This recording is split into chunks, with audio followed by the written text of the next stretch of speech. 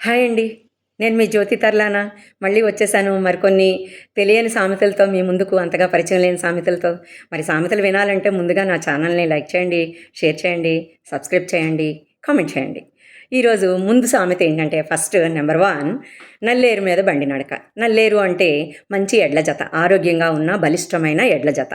ఎడ్ల జత బాగున్నప్పుడు ఆ ఎడ్ల బండి చకచక చకచక వెళ్ళిపోతుంది. ఆ రోజు మన ప్రయాణం గమ్యానికి అనుకునే టైం కన్నా కాస్త ముందుగానే చేరిపోతాం.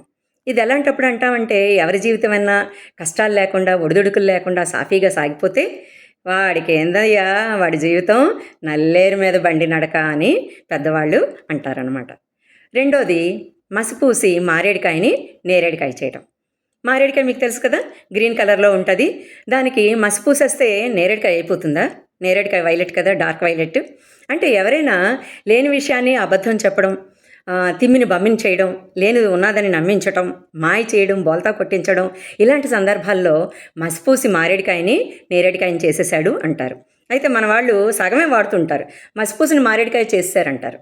కాదు, మసిపూసి మారేడికాయని నేరేడికాయని చేశాడు అని. మూడోది, ఎవరి మగ్గానికి వాడే సేనాపతి. సేనాపతి అంటే సైన్యాధ్యక్షుడు, సేనాధిపతి. మగ్గం అంటే తెలుసు కదా, పూర్వం మనం బట్టలవి నేస్తారు కదా, ఇప్పటికీ మన వాళ్ళు బట్టలు నేస్తారు కదా చేనేత కార్మికులు, దాన్ని లూమ్ అంటే హ్యాండ్లూమ్. ఎవరు మగ్గానికి వాడే సేనాధిపతి అంటే ఒక్కొక్కరు ఒక్కొక్క మగ్గం మీద నేస్తారు. వాడి నేసినప్పుడు వాడి డిజైన్ వాడి ఇష్టం, మధ్యలో ఎవరు చెప్పినా వారు వినరు, ఏకాగ్రత దెబ్బతింటుంది. ఇది ఎలాంటి సందర్భాల్లో వాడతారంటే, ఒక కుటుంబ పెద్ద ఏమైనా చెప్తే ఇంట్లో పిల్లలు కానీ ఎవరు ఇండివిజువల్గా వాళ్ళు బిహేవ్ చేసి వ్యక్తిగతంగా చాలా ఇండిపెండెంట్గా బిహేవ్ చేస్తారు చూసారా, అప్పుడు ఇల్లు కొంచెం సాఫీగా వెళ్ళదని వాళ్ళు చాలా బాధపడతారు పెద్దవాళ్ళు. అలాంటప్పుడు ఏంటమ్మా మా గురించి ఏం చెప్పుకోను, ఎవడు మగ్గానికి వాడే సేనాధిపతి, ఎవ్వరు వినట్లేదు, మాట వినట్లేదు అని పెద్దవాళ్ళు వాపోతుంటారు. మీరు ఎప్పుడైనా విన్నారా ఆ మాట? ఈసారి ఈ పదప్రయోగం చేసి చూడండి, చాలా ఎఫెక్ట్గా ఉంటుంది మీ సంభాషణ. నాలుగోది, సొమ్ముల ముందు చొప్పకట్ట. సొమ్ములు అంటే నాట్ ఓన్లీ క్యాష్, సొమ్ములు అంటే పశు సంపద. అంటే ఆవులు, ఎడ్లు. ఎవరి ఇంట్లో ఆవులు, ఎడ్లు ఎక్కువగా ఉంటే పాడి పంట సమృద్ధిగా ఉంటుంది, వాడు రిచ్ అని అర్థం. సొమ్ముల ముందు చొప్పకట్ట. చొప్ప అంటే స్ట్రా, అంటే పచ్చగడ్డ అవ్వచ్చు, ఎండుగడ్డ అవ్వచ్చు. సొమ్ములు ఒక గ్రూప్ ఆఫ్ కౌస్ ఉన్నాయి, ఎడ్లు ఉన్నాయి, వాటి ముందర ఒక కట్ట చొప్పకట్ట ఏం సరిపోతుంది, అది చాలా ఎక్కువగా తింటుంది కదా. మరి పశువులు ఎక్కువగా తినేటప్పుడు వాటి దాణా కూడా సమృద్ధిగా ఉండాలి. ఒక చొప్పకట్ట వేస్తే సెకండ్స్లో అది పూర్తి చేసేస్తుంది. సొమ్ముల ముందు చొప్పకట్ట అంటే మనకి చాలా ఎక్కువ ఫండ్స్ అవసరమైనా కూడా చాలా తక్కువ రిలీజ్ అయ్యాయి అనుకోండి, అది ఏ దానికి సరిపోదు అనమాట, ఎందుకు కొరగాదు. అలాంటి సందర్భంలో సొమ్ముల ముందు చొప్పకట్ట. ఉమ్మడి కుటుంబంలో చాలా ఎక్కువ వంట చేయాలి, చాలా తక్కువ వండి అదే అందరి ఫ్యామిలీ మెంబర్స్కి సర్దుతుంది ఆ మహా ఇల్లాలు.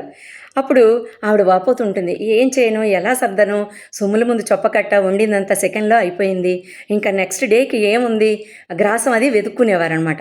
ఇలాంటి సందర్భాల్లో సొమ్ముల ముందు చొప్పకట్ట అని అంటారు. నేను ఈరోజు మీకు సామెతలు ఎందుకు చెప్తున్నానంటే, మీలో కూడా పెద్దవాళ్ళు ఉంటారు, వాళ్ళకి తెలుస్తుంది, కానీ ఇవి అలా కనుమరుగైపోతున్నాయేమో అని నా భయం అనమాట. నెక్స్ట్ తరానికి అందించాలి. మరి అంతా ఇంగ్లీష్ మీడియం చదువులు కదండి, మనం ఉద్యోగ అన్వేషణలో మనకి ఇంగ్లీష్ మీడియం తప్పనిసరి చదువుతున్నాం, అది నాకు తెలుసు. కానీ మీరు పదప్రయోగం చేస్తే మీ పిల్లలకి అవి రాత్రప్పుడు బెడ్ టైం స్టోరీస్ చెప్తారు కదా, అప్పుడప్పుడు ఇది వాడండి. వాళ్ళ సెల్ ఫోన్ కాస్త పక్క పెట్టి ఏంటి నానమ్మా ఏమన్నావు అని మళ్ళీ అడుగుతారు, ఏంటమ్మమ్మ మళ్ళీ ఏమన్నావు చెప్పు అంటారు. వాళ్ళకి అది వెరైటీగా అనిపిస్తుంది. వాళ్ళని మీ వైపు తిప్పుకోవాలంటే ఇలాంటివి తెలుగు భాషలో వాడండి. మీ అమెరికా మనవాళ్ళ దగ్గర వాడితే వాళ్ళు ఇంకా ఆశ్చర్యపోతారు. మరి వాడతారు కదా ఈ సామెతల్ని, మన ముందు తరానికి అందిస్తారు కదా.